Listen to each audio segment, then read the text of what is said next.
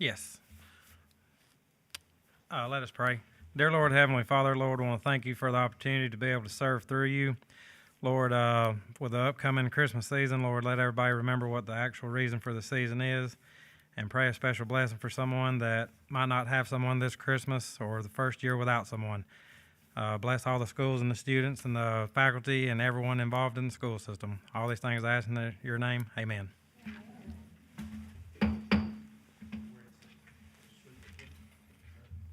Mr. President, I recommend approval of the agenda dated December 11, 2025. Motion. Second. Have a motion and a second, any discussion?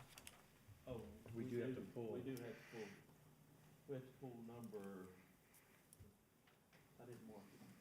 Number 3? Item number 3. No, it's not. Was it 3. not? It's number 2. Number 2. Okay.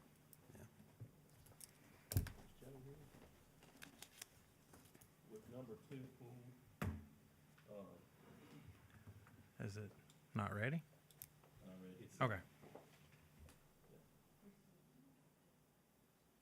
They have it, we just don't have it back. So okay. Gotcha. All right, we'll vote then. All in favor? Aye. Opposed? All in favor. I recommend approval of the minutes dated September 30th, October 16th, November 7th, and November 20th of 2025. Motion. I have a motion, Second. I have a second. Any discussion? All in favor, say aye. Aye. Opposed? All in favor. District highlights. Please start with this end of the table, Mr. Brooks. Everybody's gearing up for Christmas. We got a lot of basketball going on right now. Got softball fixing to start, baseball. Everybody's getting ready. But just pretty much everybody's gearing up for Christmas. So, and then getting out for a few weeks of school and having a little rest and relaxation with your families. So that's all I've got right now on this end down here in District 3. All right. We got a lot of good things going in District 1. Our building's moving along, our wing's moving along, and everybody seems to be kind of happy. Christmas is right around the corner, so, but other than that, we got a lot of good things going on, so. Yeah, so in District 4, I just want to take a moment and say, wish everybody a Merry Christmas, and hopefully everybody has a safe and holiday. But Sparkman Intermediate School is ahead of schedule, or on schedule, I'm sorry. So we're excited to see that. So if you're driving by, you can see it in the distance now, and it's really looking good. So we're excited about this upcoming year when we can open that. I've got a forwarded email from Mr. Dreifert at Sparkman High School, and just to recognize some of our theater talent that we have. So I'm going to read that email real quick. It's an honor and a privilege that I get to announce Sparkman High School Theater received a Best in Show at State Trombauer 2025 for Dark Road. Our show also received Best Costumes, and that a huge congratulations to Jillian Quaife, Best Supporting Performer, Kaylee Gaines and Allison McComber, All-Star Cast, and then individual events, Carly Mumpfield, first place, and Kiara Hogan at third place. So, and then plus 16 superior rankings and 9 excellent rankings across the board. So, proud of the theater crew, and thank you for Miss Allred, our theater director, for sharing this information with us. So, before I conclude with the district highlights, we have a special guest here, Ms. Heather Mason with the Hills Clinic, and she's going to give us a little bit of update on their program and what we've got coming at Madison Crossroads. Good evening, everybody. As Heath said, Heather Mason with the Hills Clinic, and we currently have a clinic that's at Madison Crossroads where we provide medical, dental, and optometry care for the students, not just for Madison Crossroads, but for that whole area. But also, we will see any child that is birth up to age 19 that qualifies for our services, which is at or below the poverty level. So we accept Medicaid, all kids, and those kids with health insurance. So currently, we are in two separate buildings that are extremely old and in much need of repair. So we have been very fortunate to have a building donated to us, so we're very excited about that. And so we, in partnership with the school, are going to be relocating that building there, what will give us the opportunity to bring all three of those services under one roof. And also, even more exciting is we will be able to offer X-ray as well. So now the kids won't have to go into Huntsville to receive just general X-rays. We can do those there. So we're very excited about that. We're working on the timeline right now because we just got the building donated to us 2 weeks ago.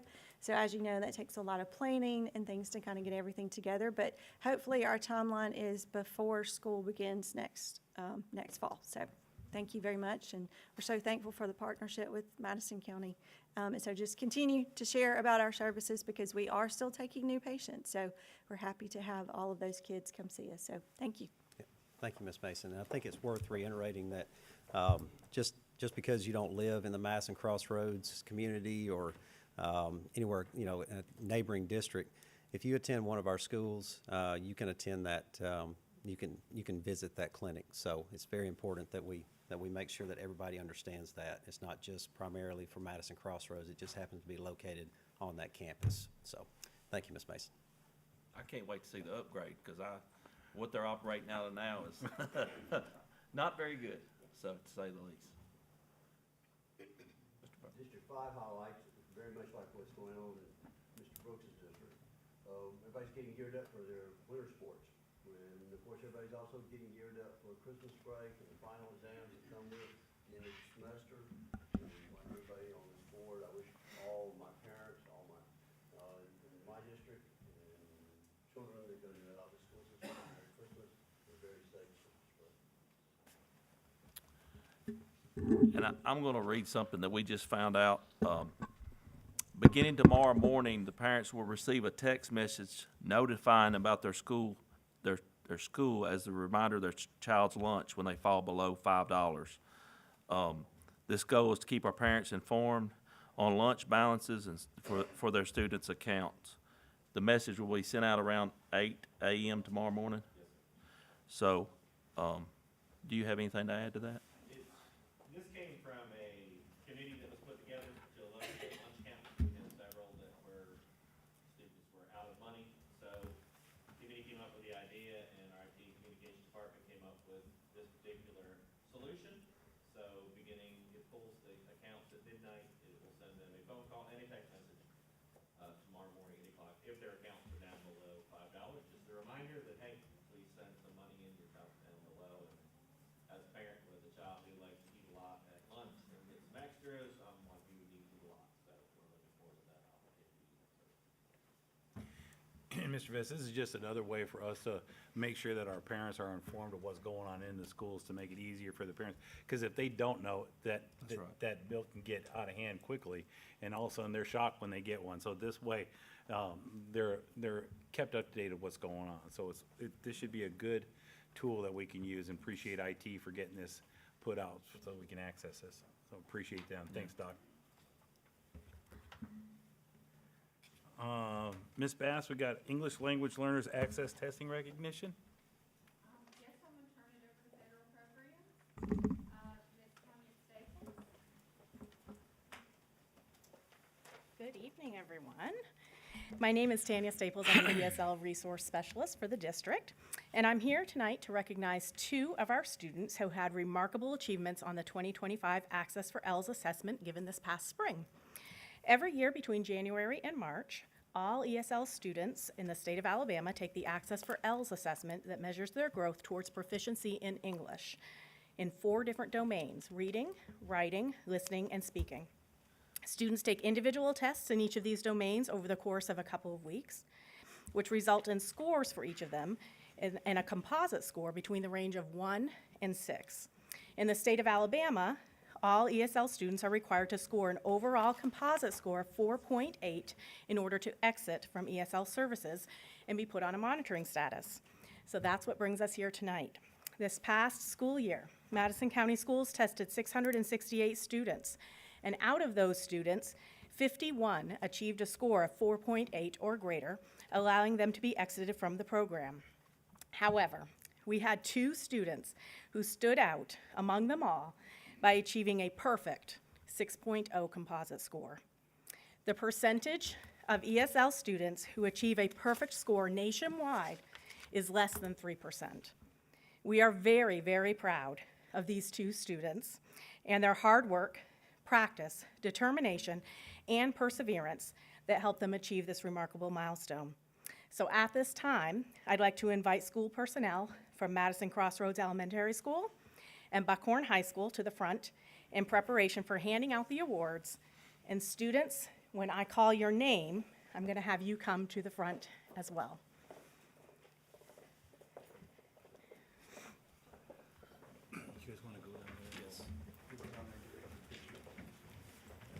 Get ready for a big group picture.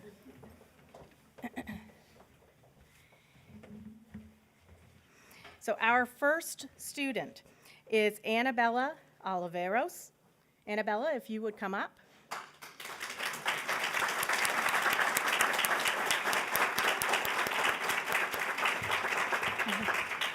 Annabella is a 5th grade student at Madison Crossroads Elementary, and she's here with her family as well as her principal, Mrs. Evans, administrative team, teachers, and a whole crowd who's supporting her.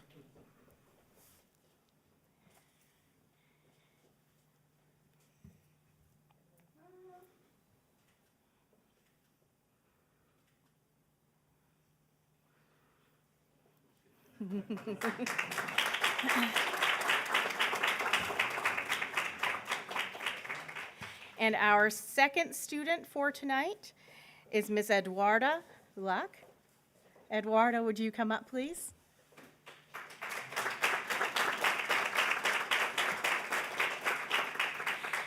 Eduarda is a 10th grade student at Buckhorn High School, and she is here with her family as well as her assistant principal, Mrs. Staggs, and her ESL specialist, Mrs. Ray.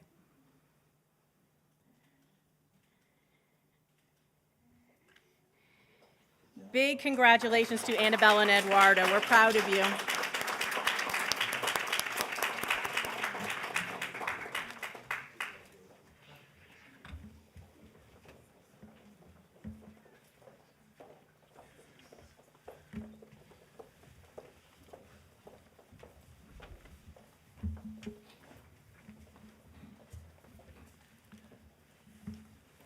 Mr. Jones's daughter had a choir concert, or I'm gonna call it Band concert. band Christmas concert tonight, so that's why he's not here, or he'd have been happy to sit in on that.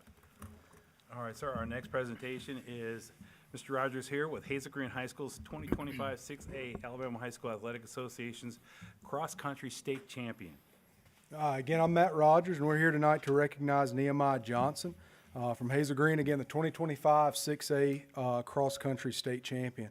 Nehemiah delivered a truly remarkable 2025 cross-country season defined by hard work, steady growth, and ultimately a well-earned individual state championship.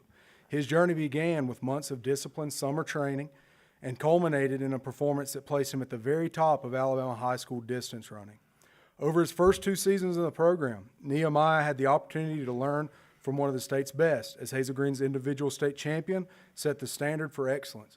Stepping into his junior year, he was the new bell cow, and he didn't simply assume this role, he embraced it with maturity, drive, and purpose. Nehemiah's leadership was evident both on and off the course. He helped elevate the entire program, guiding the boys' team to new heights. Under his steady example, the team won the sectional championship for the first time in school history and went on to finish 6th in the state, 1 spot higher than last year, with the tightest team pack the program has ever held. Nehemiah won 3 races this season: the Huntsville Metro Championship, the 6A Section 6 sectionals, and the 6A state meet. The first 2 of these meets resulted in the boys winning the meets as a team, the first time in team history. He also set new personal records 3 times, running a 15:41, 15:39, and a 15:38 5K, showing remarkable consistency and setting the example for the rest of the team. Although he did not set a new school record this year, Nehemiah demonstrated something even more critical: unwavering consistency and a commitment to bringing his best effort to every race. From early morning runs to demanding two-a-days to the most challenging workouts in the heat, he showed resilience, discipline, and a positive attitude that lifted the entire team. His encouragement of others and his ability to model the work ethic required for success made him a cornerstone of the program. We could not be more proud, not just of the athlete Nehemiah has become, but of the young man he has grown into. His state championship reflects years of dedication, humility, and perseverance. We cannot wait to see where his talent and character takes him next. And again, Nehemiah is just a junior, so he's got a chance to repeat next year. Again, this is the second year in a row we alluded to. We had Bryce McCleary, who won the state championship last year for 6A. So this is 2 years in a row we've recognized a 6A state champion from Hazel Green. So pretty big deal.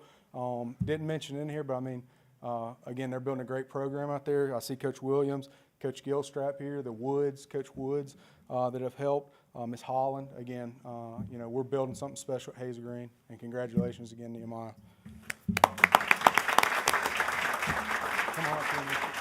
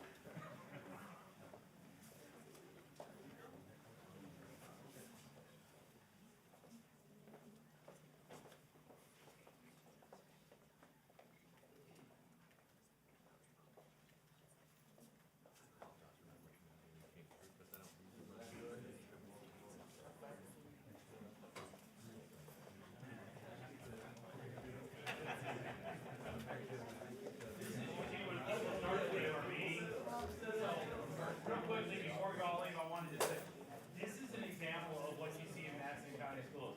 You see students that are performing in the arts, you see them performing in the academics, and you see them performing in athletics. And I just want to say, students, fantastic job. You are exactly what we represent in Madison County. Parents, thank you for all your efforts too.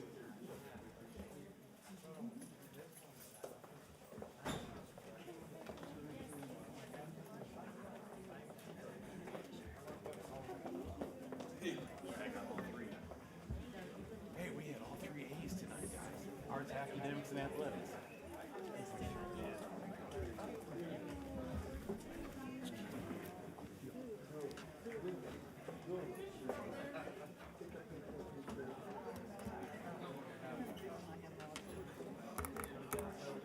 Win don't leave before we hire a coach.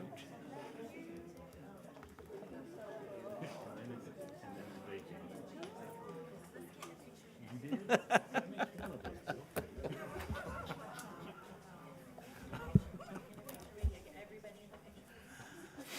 had to give you a zinger, man. I had to give you a zinger. I'm not going to see you for a month. You hope. No, we.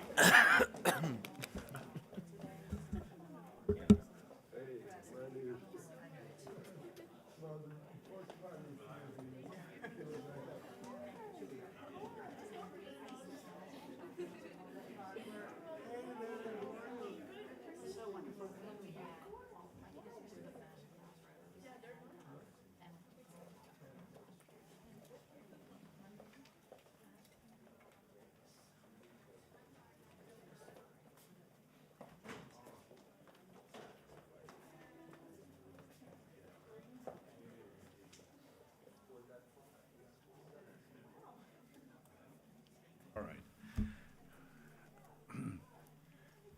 All right, you ready, sir? All right, so we're on to our informational items, and we're going to start with Ms. Gray and a report on the report card updates and what we're looking at, so. Ms. Gray? Yes, I appreciate you clearing everybody out for me. Good evening, I'm Jennifer Gray. Most of you know me. I'm the enrollment coordinator with Student Services. And the purpose of my presentation is to discuss a proposal with you guys regarding transitioning from paper progress reports to digital progress reports and report cards. I have given you a blue folder at your station It does include the PowerPoint that I will be going over, along with a sample of a possible letter, along with some questions that might come up with parents and things like that. So I just wanted to go ahead and make you aware of that folder so that you would have access with that. So with that, we'll move forward. Again, the purpose of this is to talk about going digital. As you guys know, our schools are continuing to grow, so it's important for efficiency, communication, and family engagement that we look toward modernizing how we share academic information. And this has become increasingly clear as we continue to grow throughout the county. To better support our families, we want to request to transition to digital report cards and progress reports, starting with the third 9 weeks, and that's what this presentation will focus on.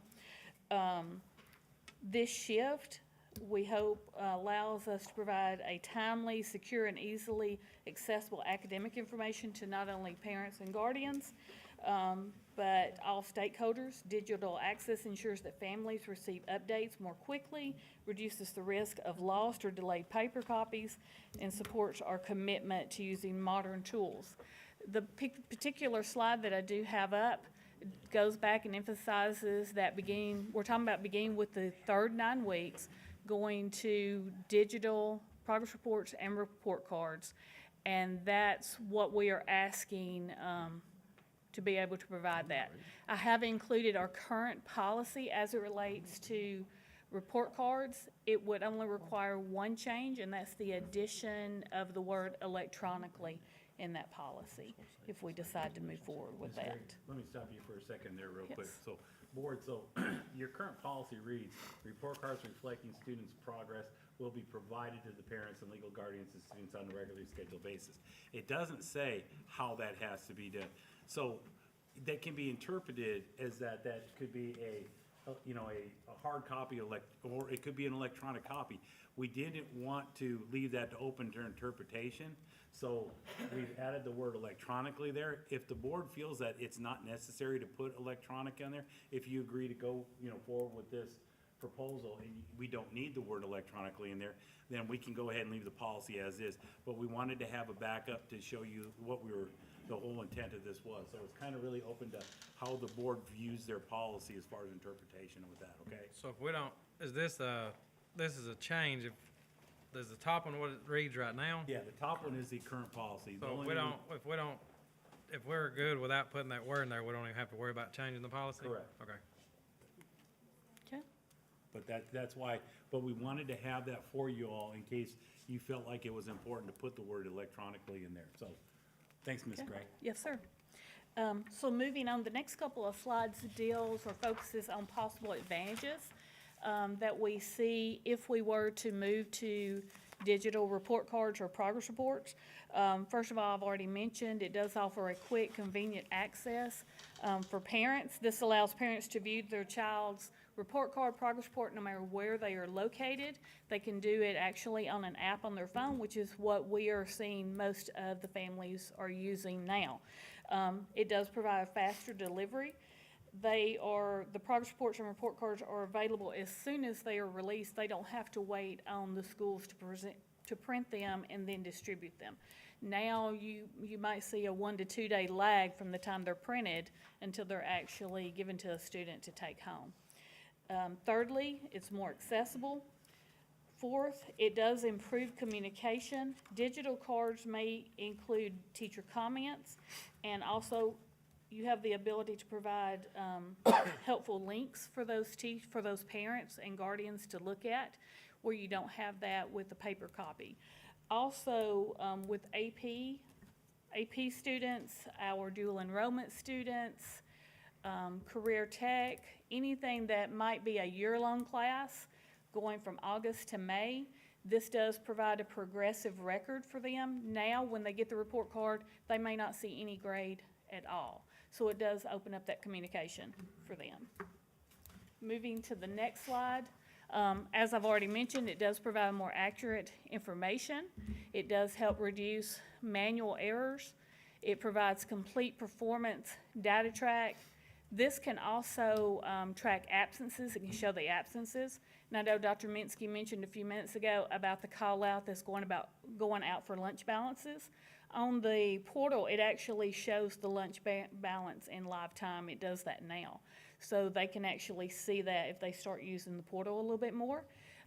This portal also will allow us, if we wanted to start putting fees owed on there, we do have that option. We don't currently use that option, so that's something we could look at in the future. Environmentally friendly because, of course, we're reducing our paper usage, and cost effectiveness. Now, I've put on here saves over $22,000 annually. I did not pull actual numbers from payroll, or not payroll, but from finance. But what I did, I just calculated that if we were to use standard copy paper, of course, report card paper is a little bit thicker paper. It does have the watermark on that, so that paper is a little bit more expensive. I also, as far as printing goes, I just estimated 3 cents per copy, and that's if we don't have to make any kind of reprints or anything like that. So at minimum, we would save $22,000 across the district. I was very surprised when I did those numbers. Moving to the next slide. I'm not going to go into a lot of this. This is just the information that parents use to access the portal itself. This information is already sent home at the beginning of every school year to the parents. We currently have almost 60% of our district using the portal as is. So we do feel like this is beneficial, but they already have this information. They access it with the use of a SNAP code that they get at the beginning of the school year. Once they create an account, they will see something that looks similar to this page that I have on this slide. You have it in your packet. It does allow them, Q1 stands for basically first 9 weeks. Q2 would be second 9 weeks, for example. Semester 1 would be, if it was a year-long class, just the semester 1 average. For the high schools, they might have an exam 1 for first semester exams. You can also see that it allows them to see absences and tardies in live time.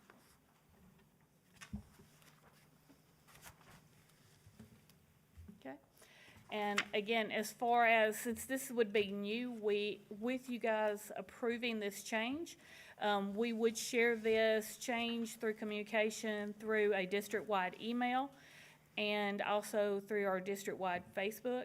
We would also keep it on the district website if they needed to access that information. As I mentioned just a second ago, this information was sent home at the beginning of the school year, but we do know that some parents may have not opted to do that at the beginning and may not have that letter anymore. They can request that letter by requesting a parent access letter, request letter through the school. The school would generate that. That includes a new SNAP code for them so that they can build that account. This is actually an example of the letter that would be sent out is similar to the one that was sent at the beginning of the school year. Okay. We also know through the use of a parent survey that went out last year, about 3% of our overall population does not have access to the internet. About 2% of that is the true number, because 1% of that deals with our pre-K population and kindergarten population. So we're looking at 2%. If those individuals need a printed copy, they can request a copy from the school. They can request it by phone, by email, and in person if they need to do that. The next 3 slides actually focus on the procedures if they were to request that. For example, if they call and ask for a hard copy to be sent home, we could print it off, send it by the student. We can email it to the email address that the parent has on file through PowerSchool, or the parent can come by the school as long as they have valid identification that we can verify. We can give it to them that way. Now, Is there a reason why we didn't include a letter to the principal? Because I'm thinking about, 2 or 3% that's not electronically engaged. And, we're going to accept an email, and I'm all for that. But if I were to type out a letter to the principal and say, please give it to my child and sign it and date it like you're supposed to, would we accept that? Yes, sir, we could add something like that. Our goal, Mr. Burt, is not to make it difficult for parents. The district goal is to ensure that all families have access to that. Well, I like this So, idea so far, but I would like to have because in my mind's eye, and again, this is my mind's eye, if you're a parent that is not electronically engaged, you may not have access to an email, and you may be busy, and you may not want to show up in person. So a letter to the principal, which should work if it's dated and signed. Yes, sir, we could do that. That's coming up, Bill. And, She's gonna show you that there's 3 different processes. Right. That you can go ahead and get this. Correct. Right. One's by phone, one's by email, and the other one's in person, which is just handing in a letter Well, that's you asked could, for that. why could I couldn't hand my student a letter and say, give this to your homeroom teacher? Well, you're talking about them just sending it through their student to Yeah, the school. or mailing a letter, or however, just letter to the principal. Yeah. I think. yes, sir, that would definitely be doable with that, yes, sir. I'm sorry, I didn't understand what you were saying, because they can, when they come in, they don't even have to do a letter, they just need to come in and, it was just real simple. Just Oh, I come in and realize say, this is a small number of people that I'm Yeah, you bet. adding on here, but if I'm old-fashioned, I'd rather write a letter than send an email. Yeah, you can definitely accept that. That was one reason why I don't think we need to change the wording in the policy, Okay. because there's gonna be a That's what I small lean amount toward that are gonna want it by paper anyway.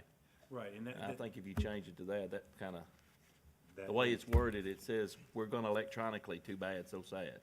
Well, and Right. again, right, yeah, you're I exactly correct. can live with doing this to policy as is. And I had one other question, is that, when I had principals, some of whom are in this room, and they would ask me to do report cards, that if parents would have to sign them, we have to keep them on file. Do we have a way that we can see that the parents have seen that report card?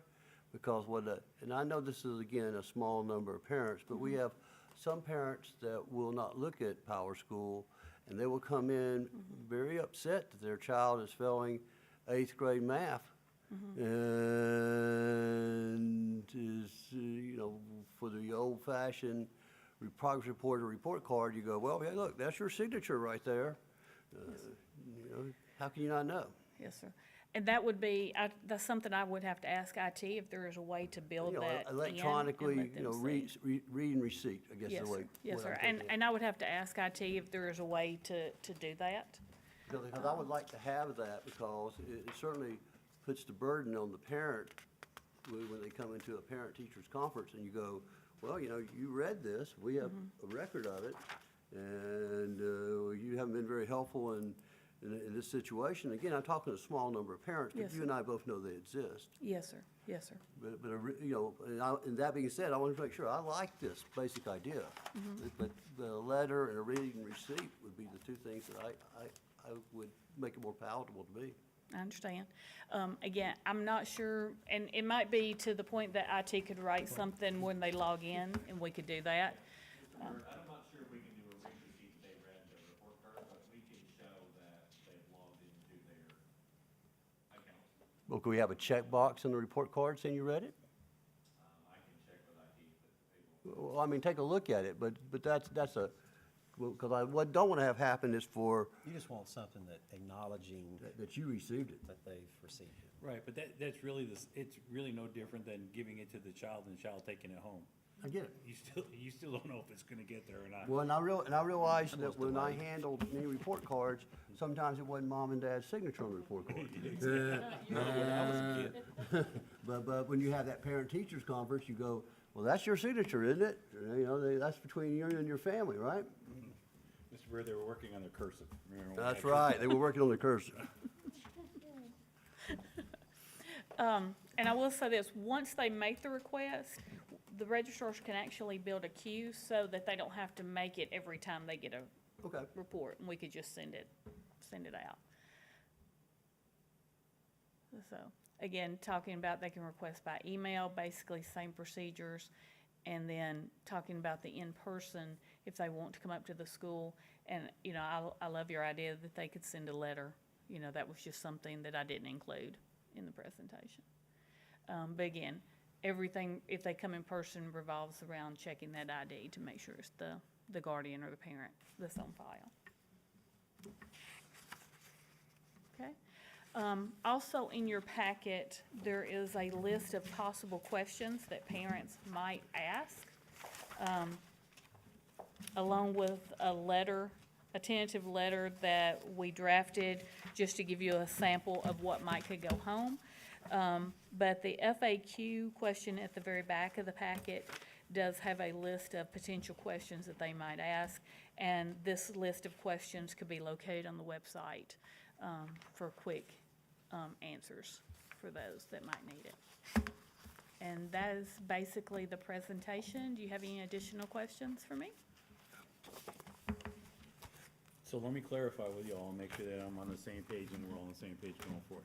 You guys are fine with the policy as it is, and that it's, the interpretation of policy is that it can be hard copy electronically, either one of those are viable options. That's correct. Okay. The way policy currently reads. So, with that, we prepared this whole thing with the basis of this going out for after the January 15th meeting for you guys to have to approve the policy revision. Since it doesn't have the policy revision, this is something that we could actually send the letter here with the report card that will come out in January and move forward with this so we can start this for the first progress report in second semester. So it's actually would be better to send this out with the report card in the letter that says this is what we're going to, and so those are the processes. That way the parent's more likely to send it, read it, Correct. and sign the report card and send it back. But I wanted to make sure that we wanted to make sure where you were at with the policy first, because that, it's your interpretation that we needed to clarify, so. And as I see the way we set this up, is that we aren't doing just electronics. We're doing electronic as primary, and then upon parent request, we're doing paper. Correct.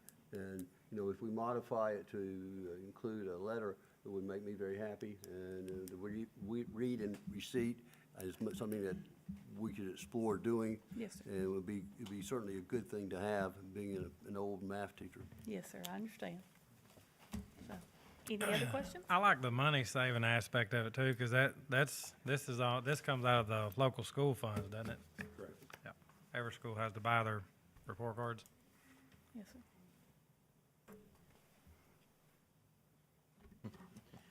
All right, then we're gonna move forward with that, and we will get the letter drafted and ready so it can go with the report cards that will be coming out. I think it's January 8th, is that right? Is that correct?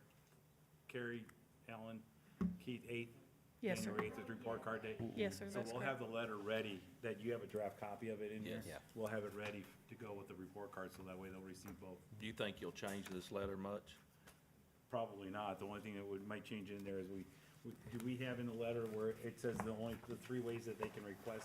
Just change from phone, letter, email, or in person. That's all We it can is. add that. It does have, oh yeah, we'll add the letter in there where it says, Personal letter or letter. yeah, we'll add all It does 4. say it in the 4th paragraph, I'm sorry. Yeah. So we'll add the word letter in there, or, Yes, sir. you know, so we'll have 4 ways for them to request. All right?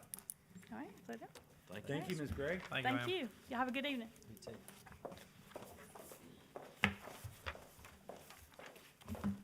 All right, our next informational item is Mr. Smith with a bond review update.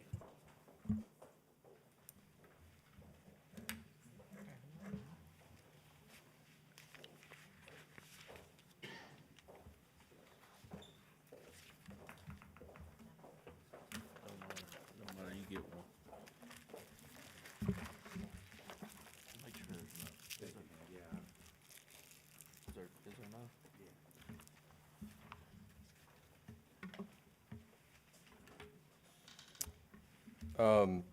So I've been talking with our bank, Pinnacle, on refinancing our 2016 bond. So they worked pretty quick and put together a preliminary term sheet on what that would look like. So right now, they're proposing a 4.6% interest rate on the refinance. Well, it's a little complicated because it was a blended rate the way the bond was marketed. So I can get with the issuer of that bond and get a more clear interest rate on that. But overall, it's going to result in a net savings of 1 to 1.2 million over the next 7 years.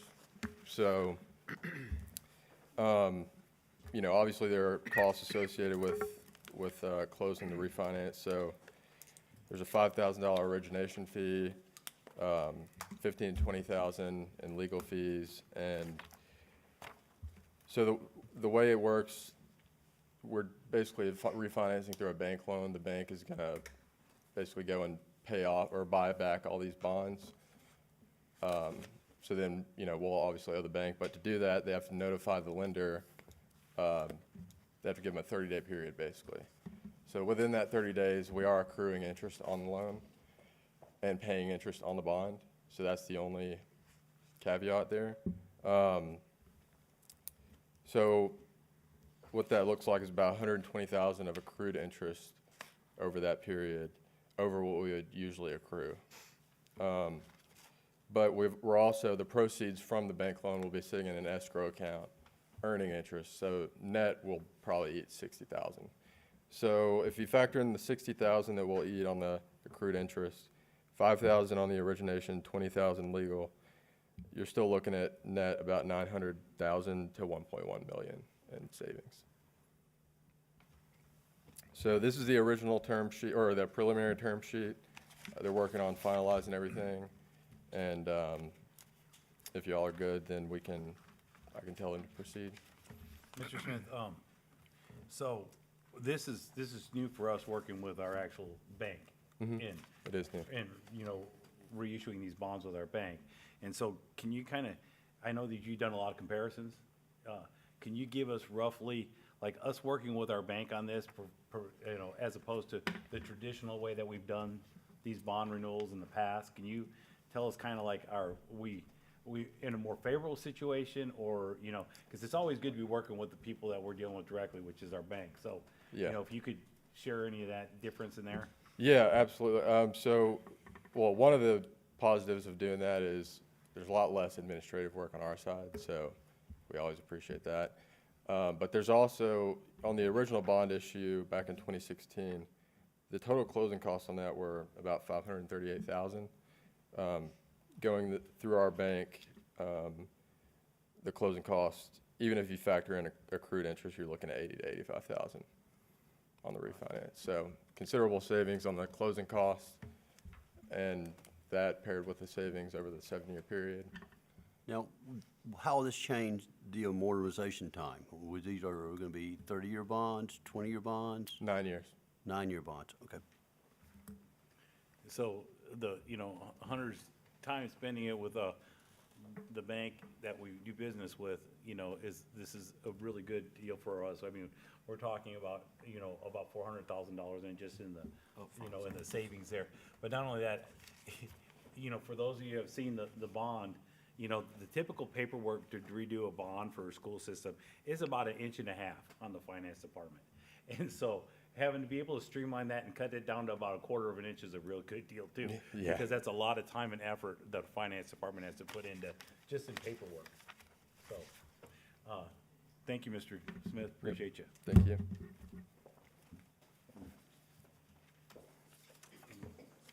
Thank you for looking out for us.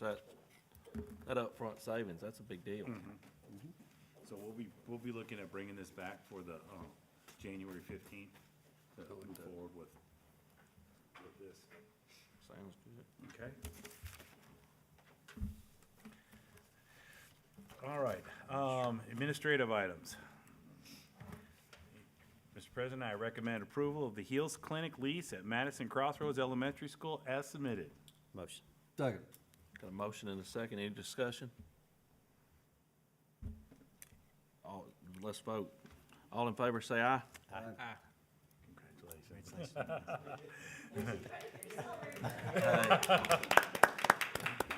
That's great news for our students and families out that way. Appreciate it. This is a long-term partnership that's been going on for years, and I'm glad to see y'all getting an X-ray machine. That's I was about to say, I think that's pretty big on the X-ray very machine. big, very big. Thanks, Heather. Thank you. You don't want to stay for the rest of the meeting?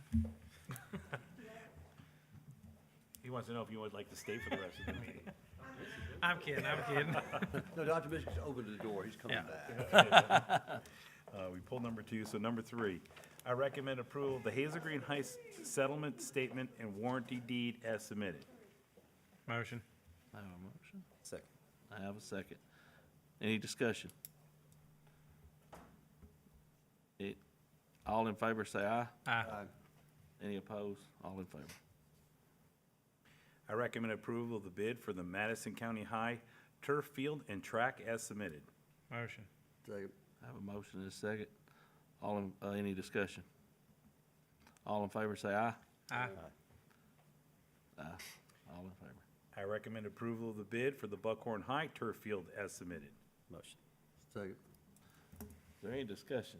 Mr. Jones is not here. Do we want to discuss that? I'm just kidding. They're only getting half. At least half. Do you want me to pull it, sir? To the 50. 50-yard line. All in favor, say aye. Aye. All in favor. I recommend approval of the bid for the New Hope High turf field as submitted. Motion. Second. I have a motion and a second. Any discussion? No discussion. The other half, we'll get another half. All right, all in favor, say aye. Aye. All in favor. I will say that'll get all of our high schools all of our high schools football fields turfed. So every school in Madison County will have a turf football field after this. And one of the things that we have, since Mr. Kubik's been here as a superintendent, we have started supporting our athletics in our various schools. It's impossible for a principal to come up with $350,000 or $300,000 to light a field. It's impossible for a principal to come up with the money to turf a field. It's impossible for a principal to come up with the money to light his tennis courts. And Mr. Kubik, a lot of that has to do with your leadership. Yeah. I gotta bring Hunter in on that too. He's the guy that kind of said yeah a little bit after That's right. we had to Arm we had to wrestle? arm wrestle a Arm little wrestle. bit, but no, that's big for Madison County. So I appreciate everybody that's worked on it. And the tennis courts. We had to cut something. We got to find them in Sparkman now. All right, we voted on that, so we're Yeah, ready to go we're ready. next. All right. I recommend the board authorize the Director of Special Education to negotiate and enter a resolution session agreement, mediation agreement, or settlement agreement in any special education complaints from January 1, 2026 through December 31st, 2026 regarding special needs students.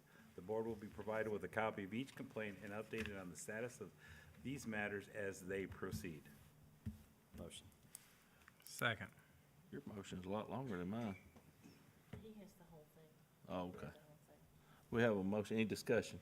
So if we do this, whatever is agreed upon, we don't vote, it's just assumed. That's correct. The federal law requires you to send someone into those mediations or settlements with the authority to settle. Right, So it's easy- every December, Easy decision. yeah, every December you make this, unless the superintendent wants to come to all those meetings. Our director is It a may be good person to pre-board. go to those. And you're with them also, Yes. right? Yes. Yeah, yeah. Yes, Our board attorney's also Yes. with them, so. yes. All right, we have a motion and a second, and we've had discussion. All in favor, say aye. Aye. Any opposed? All in favor. I recommend approval of the MOU with the Equity Assistance Center South as submitted. Motion. Second. Have a motion and a second. Do we have any discussion? All in favor, say aye. Aye. All in favor. I recommend approval of the September 2025 financial statements and payment of bills as submitted. Motion. Second. Second. I have a motion and a second. Any discussion? All in favor, say aye. Aye. All in favor. I recommend approval of the October 2025 financial statement and payment of bills as submitted. Motion. Second. I have a motion and a second. Do I have any discussion? All in favor say aye. Aye. All in favor. I recommend approval of the contracts for services as submitted. Motion. Second. I have a motion and a second. Any discussion? All in favor say aye. Aye. All in favor. All right. I recommend the approval of the personnel items and the addendum as submitted. Motion. Second. I have a motion and a second. Do I have any discussion? All in favor say aye. Aye. All in favor.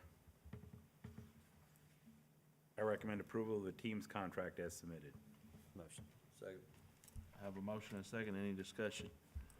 All in favor say aye. Aye. All in favor.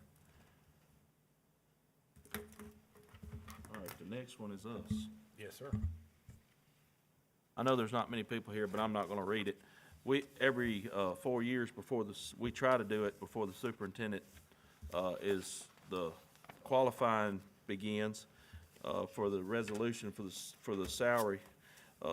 We have a resolution here, and the only thing that's really changed, updated, is the state law that changed. We're still gonna do the evaluation piece, and we're changing the salary, which will take effect 2027, January. It'll be $201,000. And, you know, we look at this number a lot of times and we think that's a big, big number, but if this was a not elected position, this would be a lot more costly to the school system. And so with that, I'll take a motion to approve the resolution. Motion to approve the resolution. A second. We have a motion and a second. Any more discussion? Would y'all like to say anything else about it? No, I just want to reiterate, I mean, we're at a discounted rate. If it was an appointed superintendent, we'd be probably $20,000 more than what it is currently, so. Or more? And it's also an incentive for quality candidates, you know, having to go through a grueling campaign to hold this position, so we need to make sure that we're competitive and we're getting the right people in those positions. Amen. And I concur with everything that Mr. Best and Mr. Jones said.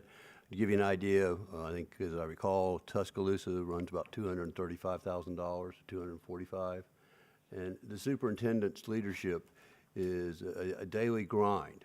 And we need somebody who can do that grind every day and do a good job, and we want to make sure that they are compensated correctly. That is correct. Oh, all discussion. All in favor, say aye. Aye. Any opposed? All in favor. I'm gonna send some down there. We all had to sign it, so I'm gonna send some down there and just look and see. I'll sign it when it comes back through.